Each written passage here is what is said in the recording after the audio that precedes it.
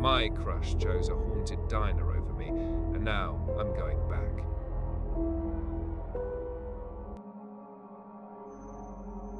I know what the papers said. Kat Bradley was a commuter to Mason County Community College who went missing 3 years ago.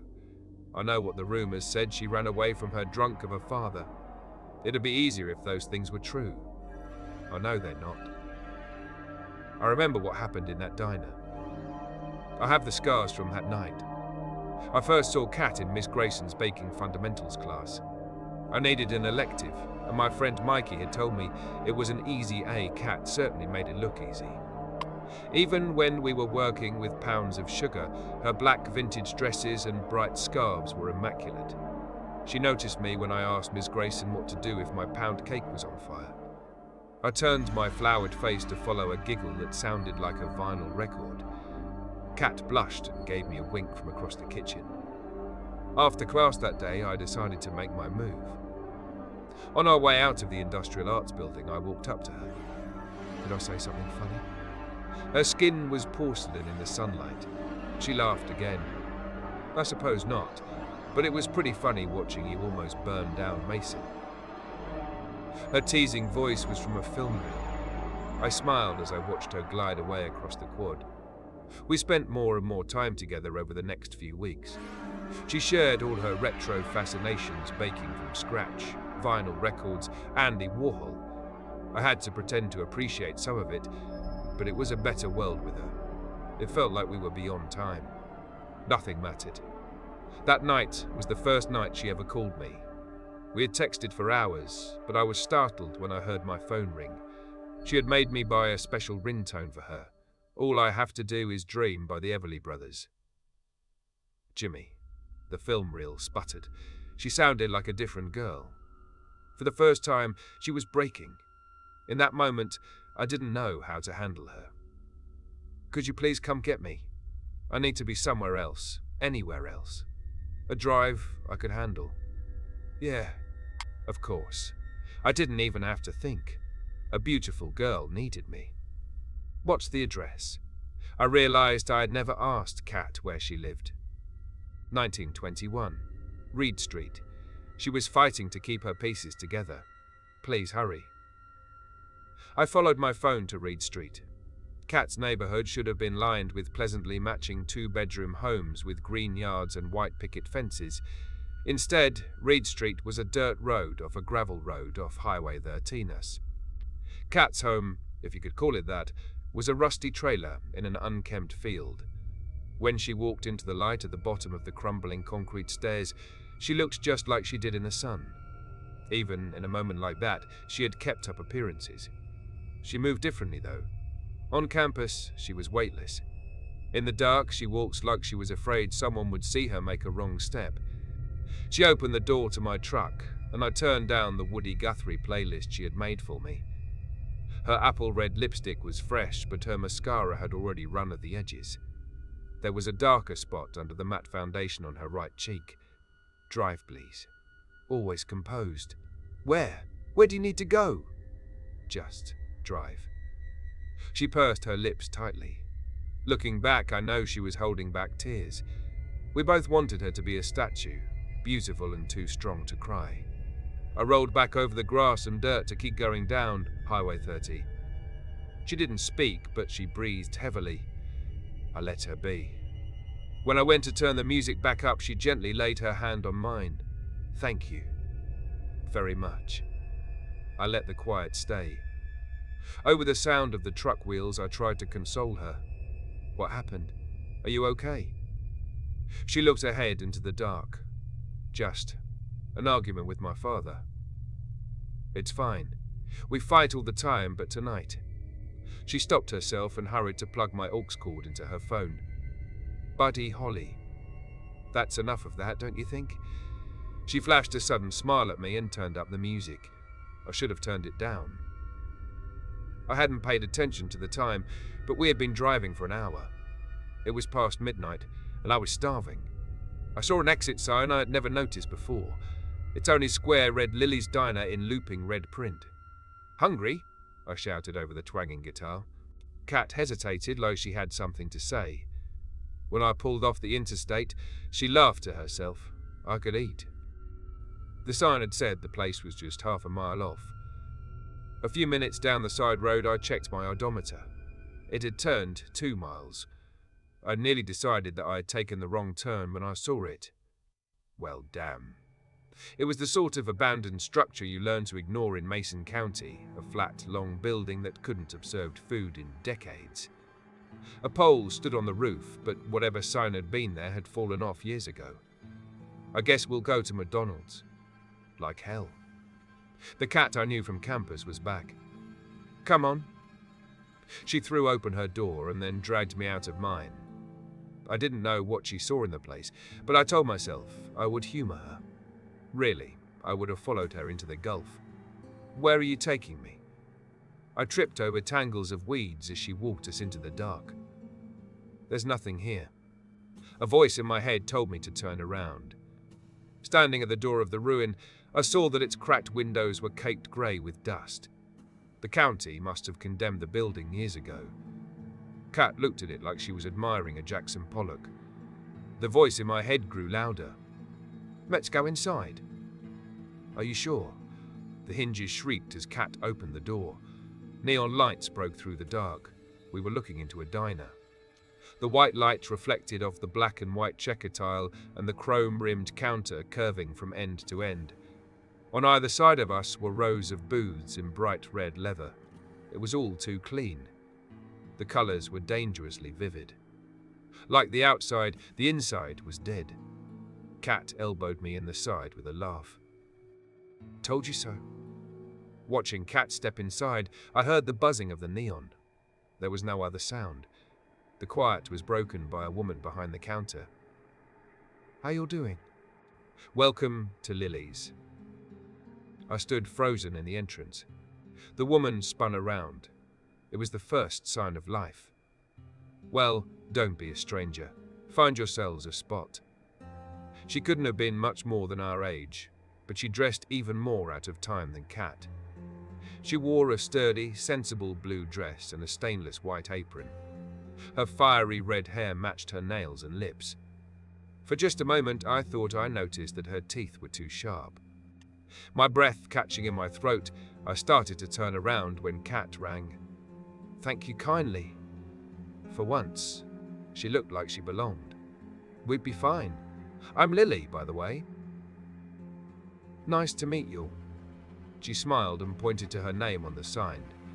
Neon red flickered in her eyes. Kat giggled like she was meeting a celebrity.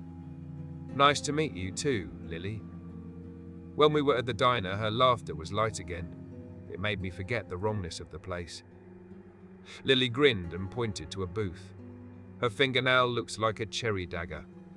You'll sit a bit and I'll be right with you. The booth's leather was stiff.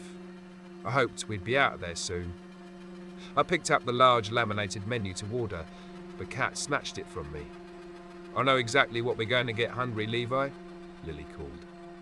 She had been alone when we came in, but now there was someone sitting behind me at the counter. Sure am, honey. I'll have the usual. The rasp in his voice was ravenous. He was a young, athletic man in a tight white t-shirt and blue jeans that looked sharply starched.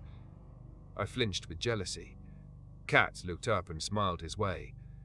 Coming right up, one usual, Lou, she shouted towards the wall behind her. Through the round window of a swinging door, I saw that it was dark. The silent kitchen took Lily's order.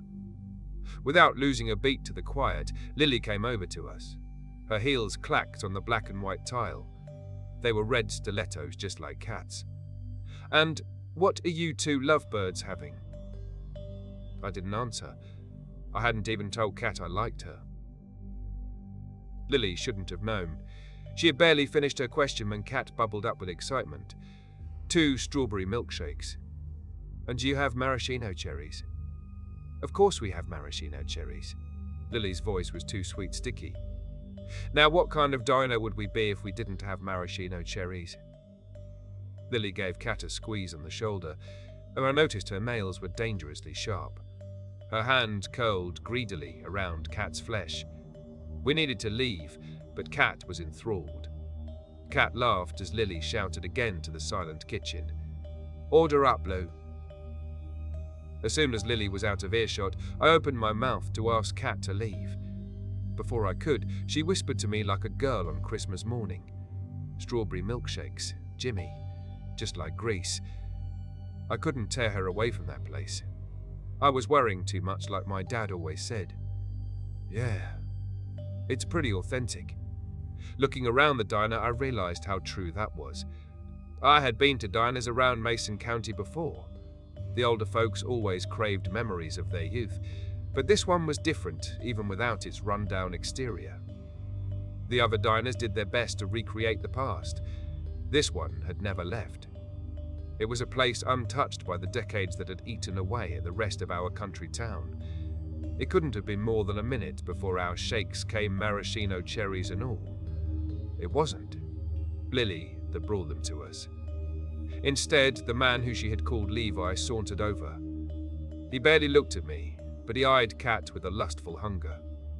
Taking advantage of his vantage point above her dress, he growled, "Shake it for me, lil mama." Kat blushed and let out another giggle.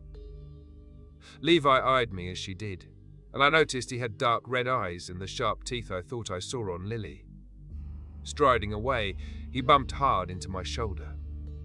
He smelled more like smoke than an ashtray. His eyes and scent, the sight and smell of burning should have told me to run. My adolescent anger won out.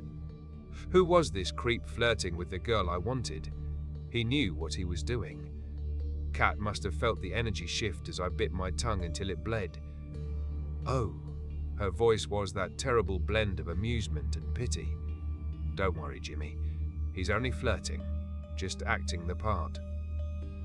In that moment, Kat's wide-eyed obsession wasn't cute. She wasn't stupid enough to not realize she was being hit on. She was choosing her own reality. I went quiet to stop myself from saying something I would regret. Halfway through her milkshake, Kat broke the silence. She sounded wrong, too real, too much like she had on the phone. "I'm sorry about that." She turned her eyes to Levi. "I should have shot him down. It's all right. He was probably just being nice." I tried to brush it off so she would be happy again. She asked me a question I should have asked the first day we met. "Have you ever wondered why I'm like this?" There was a hint of shame in her voice. Even as I glared at Levi's muscled back, I couldn't let Kat talk herself down like that. "Like what?" I racked my brain for the right thing to say to get the mood back. "You're perfect to me." I was proud of that line. "Oh, come on. Why I'm so..." She made a frustrated gesture to all of herself. "You have to have wondered. You're just too much of a gentleman." I suppose I have been curious. It's hard to explain. My life at home isn't the best. I guess you saw that tonight." She pointed at the dark spot on her cheek. "I guess it's easier to live in the past sometimes." She looked around the diner with a smile that hurt. It was so much easier back then. So much better. I wanted to say something, anything. This wasn't the girl that I knew. She wasn't supposed to be sad. I needed my cat to come back, but I couldn't find any words. The silence must have lingered too long. Straining out a laugh, Kat popped her maraschino cherry in her mouth. "Sorry about that. That's not very good first date conversation now, is it?" She sounded like herself again. "Ooh, look at that." She pointed to a gleaming chrome jukebox behind me. "Play me a song, will you?" "Sure," I said too earnestly. I was just happy to have that moment in the past. Walking away, I chose to ignore Kat's sigh behind me. I passed Levi as I walked to the jukebox. I held myself back from bumping into him. I was better than him. Reading the yellow cards with the names of the records, I knew just what to play. I found a quarter waiting in the slot and started up Kat's song. The rolling chord, and then the Everly Brothers harmonies. I hadn't turned away for more than a minute, but Levi was back at my booth. He was bent too close to Kat. His hand was out to her, and his fingernails were sharp. Kat gave me a sad smile and took his hand. I rushed over, but he had her dancing close to him by the time I made it. "Excuse me, buddy," I shouted in Levi's ear. I tried to be tough. "You're dancing with my date. Oh, calm down, Guy.